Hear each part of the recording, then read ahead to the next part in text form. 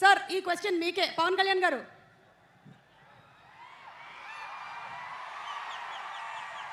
పుస్తకాలు చదువుతాను. కనీసం ఒక రోజుకి అంటే డే మొత్తం మీద పడుకునే లోపు లేచినప్పటి నుంచి లేచినప్పుడు అట్లీస్ట్ కనీసం లేచిన వెంటనే ఫస్ట్ ఒక 15 నిమిషాల తర్వాత కనీసం ఒక 20 పేజెస్ అవుతారు మినిమం, ఏదో ఒక పుస్తకం ఏమన్నా. అలాగే కనీసం ఆన్ యావరేజ్ 2 గంటలు చదువుతాను అనుకుంటా minimum. On an average on a day. Wow, ఇంత బిజీగా ఉండేటువంటి మీరే ఇలా చదువుతున్నారంటే మేము ఇంకెంత చదవాలని ఆలోచిస్తున్నాం, నేను, రాసి, లీలా. అండ్ అలాగే పవన్ కళ్యాణ్ గారు ఇంకొక క్వశ్చన్ ఫ్రమ్ ద ఫ్యాన్స్. అప్పట్లో మీ ప్యాషన్ బైక్స్ అన్నారు. అప్పట్లో అంటే ఎప్పుడు 1940s 60s? ఒక 9 ఏళ్ల క్రితం మీతో పాటు నేను ఇంటర్వ్యూ చేసి. మీరు ఎలా మాట్లాడుతున్నారంటే 1940లో 56లో అయినా శ్రీ 420 రాజ్ కపూర్ గారితో యాక్ట్ చేసేటప్పుడు ఇట్లా మాట్లాడుతున్నారు. అంటే తిప్పి కొడితే ఎంతండి, మొన్నే కదా చేస్తా సినిమాలో. అదే ఒక 7 years బ్యాక్ నేను ఎస్వి రంగారావు గారు, కన్నమ్మ గారు అందరూ కూర్చున్నప్పుడు, ఎన్టీ రామారావు గారు నేను కలిసి, అట్లా కాదు. ఇది చాలు మాకు, ఇది చాలు. ఇప్పుడు మీ ప్యాషన్ ఏంటో చెప్పండి. ప్యాషన్ అంటే దేనికి సంబంధించి? అంటే those days you said that your passion was bikes. So those days in the sense 7 years back when I asked you in the interview. But ఇప్పుడు మీకు ఉండేటువంటి ఈ బిజీ స్కెడ్యూల్స్ ప్రకారం అది బిఫోర్ క్రిస్టియన్ ఎరా. Tell me. ఇప్పుడు నా passion అంటారా?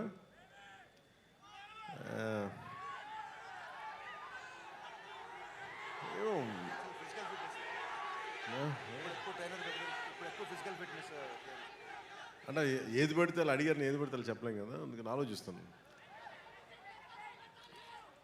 ఏంటి అయితే ఈ ఆన్సర్ని నేను కమింగ్ అప్లో పెట్టుకుంటాను. ఈ లోపు నేను మీకు ఇంకో క్వశ్చన్ అడగొచ్చా మిమ్మల్ని? ఇప్పుడు ఇందులో డైలాగ్ విన్నాము, ఇచ్చిపడేసే గోత్రం అండ్ అలాగే ఇరగదీసే నక్షత్రం అని. అలాగే హరీష్ శంకర్ గారికి అలా మనం ఇమోషనల్గా ఒక గోత్రం ఇవ్వాలి అంటే ఏ గోత్రం ఆయన కరెక్ట్గా సూట్ అవుతుంది? అతనికి ఇచ్చిపడేస్తాడు. ఇచ్చిపడేసే గోత్రం. ఎందుకంటే అసలు ఏది ఊరుకోడు. నేను ఏదైనా చెప్పినా కానీ వెంటనే దానికి కౌంటర్ ఇచ్చేసి ఏదైనా నన్ను ఒప్పించడం తప్ప అతను అనుకున్నదే చేశాడు. అతని దగ్గర అది ఉంది, ఆ స్కిల్ అతనికి. అందుకే నేను డ్యాన్స్ చేయను అని మెంటలీ ప్రిపేర్ అయినా అసలు నా చేత కూర్చోబెట్టి సాంగ్ చేయించి నా జీవితంలో నేను డ్యాన్స్ చేయగలనా లేదా నాకే సందేహాలు ఉన్నప్పుడు కూర్చోబెట్టి సెట్లో లాక్కొచ్చి స్టెప్స్ వేయిస్తూ ఉండే. వాళ్ళందరూ చూస్తూ ఉండేవాడు. నేను కూడా ఎలా వేయాలి నాకు అర్థమయ్యేది కాదు. ఏదో మా వాళ్ళందరూ కోప్పడితే డ్యాన్స్ అయిపోతున్న భయంతో చేస్తాను డ్యాన్స్. ఖచ్చితంగా ఒక మాట అంటే ఉంచుకోడు ఒంటి మీద, ఇచ్చేయాల్సిందే. అలాగే ఏదైనా అనుకుంటే చేంజ్ చేస్తాను.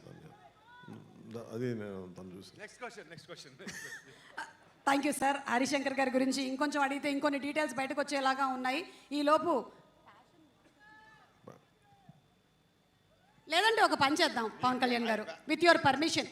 మీరు చెప్పినటువంటి ఆ డాన్స్ ఉంది కదా, అది ఎంత వైరల్ అయిందో మీకు మాకు మనందరికీ తెలుసు కాబట్టి దాన్ని ఫ్యాన్స్ ఎలా రీక్రియేట్ చేశారో ఒక్కసారి చూద్దాము. Let's have the video please.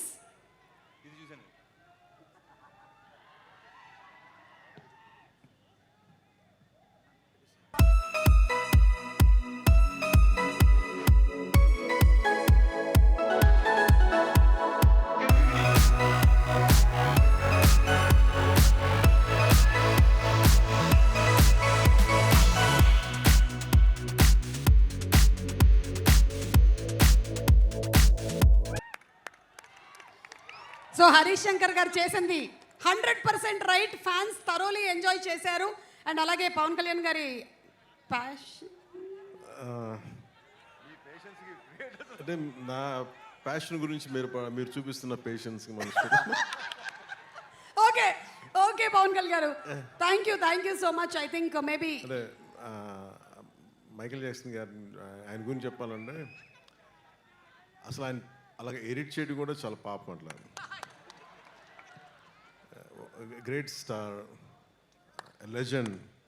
ఆ లెజెండ్ అలా కూర్చోబెట్టి నన్ను పెట్టడం ఒక మైకేల్ జాక్సన్ అభిమానిగా చాలా నేను నా జీవితంలో నేను పిచ్చిగా ఆరాధించింది Al Pacino, Hollywood actor Al Pacino తో పాటు క్లింట్ ఈస్ట్వుడ్తో పాటు నాకు బాగా ఇష్టమైంది, ఈ మాత్రం కూడా కొంచెం ఒళ్ళు కదిలింది అంటే దానికి ఇన్స్పిరేషన్ మైకేల్ జాక్సన్. ఆయన చనిపోయినప్పుడు నిజంగా నా కన్నీళ్ళు వచ్చినాయి, బాధ వచ్చింది. నా అంటే ఇప్పుడు దాకా ఎప్పుడు ఈ సందర్భం రాలేదు, చెప్పడానికి అవకాశం రాలేదు, కానీ చాలా ప్రభావితం చేసిన వ్యక్తి Michael Jackson, especially his achievement. సినిమాల్లోకి నాకేం తెలియదు సినిమాల గురించి, పెద్ద అన్నయ్య గారు ఉన్నా కానీ నాకేమి, బట్ సినిమాలోకి రావాలి, ఇంత అభిమానం ఉంటుందా లేదా అనేది ఆ thought it got triggered from Michael Jackson success. That's one reason. And ఆయన అలా అంటే కంపారిజన్ కాదు, ఉద్దేశం అలా ఎడిట్ చేస్తుంటే కూడా నాకు నిజంగా చాలా భయమును పాపం అనిపించింది, వాళ్ళు చేయకూడదు, తప్పు అనిపించింది. మాకైతే చాలా ఆనందం అనిపించింది, చాలా హాయిగా ఉంది.